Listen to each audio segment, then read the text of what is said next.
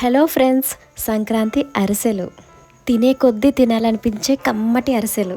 సంక్రాంతి వస్తే ఎన్ని పిండి వంటలు చేసినా అరిసెలు చేయకుండా ఉంటామా? మనం ఎన్ని కొత్త రకం పిండి వంటకాలు చేసినా సరే అమ్మమ్మ కాలం నుంచి వచ్చే ఈ అరిసెలు టేస్టే వేరండి అసలు. సంక్రాంతికి ఎంతమంది చుట్టాలు వచ్చినా కానీ ఒక్క అరిసె తింటే మీ ఇల్లు వదిలిపెట్టరు చూసుకోండి. అంత టేస్టీగా చేసేద్దాం మరి. ఇంకెందుకు ఆలస్యం, కోనసీమ స్టైల్లోనే చూపిస్తాను చూడండి. ఇక్కడ నేను ముందుగా బియ్యాన్ని తీసుకుంటున్నాను. కేజీన్నర బియ్యాన్ని తీసుకుంటున్నానండి నేను. మీరు రేషన్ బియ్యం తీసుకున్నా సరే టేస్ట్ విషయంలో తగ్గేదే లేదు అసలు. మనం బియ్యం తీసుకున్నాక శుభ్రంగా కడిగి పెట్టుకోవాలండి. ఒక నైట్ అంతా నానబెట్టుకోవాలి. నైట్ అంటే ఒక 10 గంటలు లేదా 12 గంటలు శుభ్రంగా కడిగి నానబెట్టేసుకోవాలి. మీరు ఇంకా ఎక్కువసేపు నానబెట్టుకున్నా సరే అరిసెల టేస్ట్ చాలా బాగుంటుంది. మరి ఇప్పుడు మన అసలైన అరిసెలు స్టార్ట్ చేసేద్దామా? ఇప్పుడు మరి ముందుగా బెల్లాన్ని కచ్చపచ్చ దంచేసుకుందాం. మనం తీసుకునే బెల్లంలో కూడా తేడా ఉంటుందండి. మనం మంచిగా చూసుకుని తీసుకోవాలి. అప్పుడే అరిసెల టేస్ట్ కూడా చాలా బాగుంటుంది. ఇప్పుడు బెల్లం పాకానికి రెడీ చేసేద్దాం. మనం బెల్లంలో వాటర్ వేసుకునేటప్పుడు బాగా ఎక్కువగా వేసుకోకూడదండి. అలా అని బాగా తక్కువగా కూడా వేసుకోకూడదు. సరిపడగా చూసుకుని వేసుకోవాలి. ఇక్కడ నేను చూపిస్తున్న విధంగా వేసుకోండి. బెల్లం మొత్తం పాకంలో కరిగిపోయాక ఒకసారి మనం ఫిల్టర్ చేసేసుకోవాలి. లేకపోతే అందులో రాళ్ళు ఇసుక అవన్నీ ఉంటాయి కదా, పోతాయి.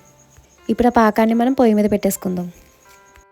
ఇంకా మన బెల్లం పాకం వచ్చేసిందండి. ఇప్పుడు చూసుకుందాం ఎలా వచ్చిందో. ఇప్పుడు ఒక గిన్నెలో వాటర్ని వేసుకుని అందులో పాకాన్ని వేసుకుని చూసుకుందాం. ఉండ బాగా గట్టిగా అవ్వాలండి, ఆ విధంగా చూసుకోవాలి.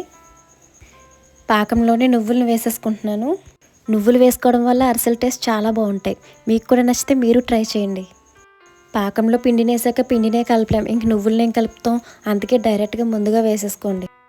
ఇప్పుడు మనం పిండిని జాగ్రత్తగా వేసేసుకుందాం. పిండికి ముందు బియ్యాన్ని కడిగి పెట్టుకుంటాం కదా, ఆ బియ్యం తడిగా ఉన్నప్పుడే ఆడించేసుకోవాలి. పిండి తడిగా ఉన్నప్పుడే మనం వేసుకోవడం వల్ల అరిసెల టేస్ట్ ఇంకా బాగుంటుంది. పిండి మాత్రం ఆరిపోకూడదండి. ఆరిపోకుండా తడిగా ఉండేలా అట్టే పెట్టుకోండి. చూసారు కదా, పిండిని కలుపుకున్నప్పుడు ఎంత ఎనర్జీగా ఉండాలో. ఆ పిండిని కలుపుకున్న సగంలోనే నా ఎనర్జీ అయిపోయింది. ఏది ఏమైనా మన పిండిని పర్ఫెక్ట్గా కలిపేసుకున్నాం కదా.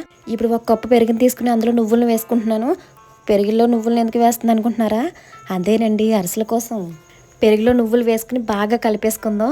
అది ఎందుకు అలా చేసానో తర్వాత చెప్తాను. ఇప్పుడు ముందు అరిసెలు చేసేసుకుందామండి. అలా అరిసెలు చేసేటప్పుడు ఆయిల్ని ఎక్కువగా పక్కన పెట్టుకోండి. ఆయిల్ ముంచుతూ చేత్తో అలా ఒత్తుకుంటూ ఉండాలి. అప్పుడే పర్ఫెక్ట్గా వస్తాయి. చూస్తున్నారు కదా, అలా ఆయిల్ని వేసేసుకుని పక్కన పెట్టేసుకుని చేసేసుకుందాం. ఇప్పుడు మనం ముందుగా కలిపి పెట్టుకున్నాం కదా పెరుగు నువ్వులు, అలా కలిపి అరిసెలకు వేసేసుకోవడమే.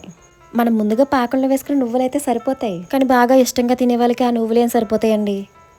పెరుగులో నువ్వులు ఎందుకు వేసుకున్నామంటే ఆయిల్లో పైకి తేలకుండా ఉంటాయని.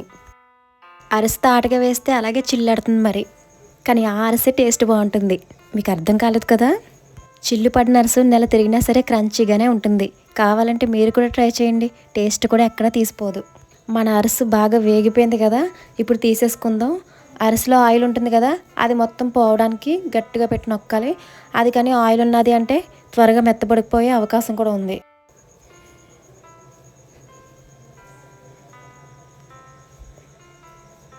చూసారు కదా, ఇప్పుడు మన అరిసె రెడీ అయిపోయింది.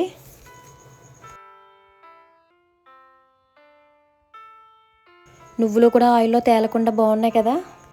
ఇందాక చెప్పాను కదా చిల్లు పడిన అరిసె గురించి. ఇప్పుడు మందంగా ఒకటి వేసుకున్నాం చూడండి.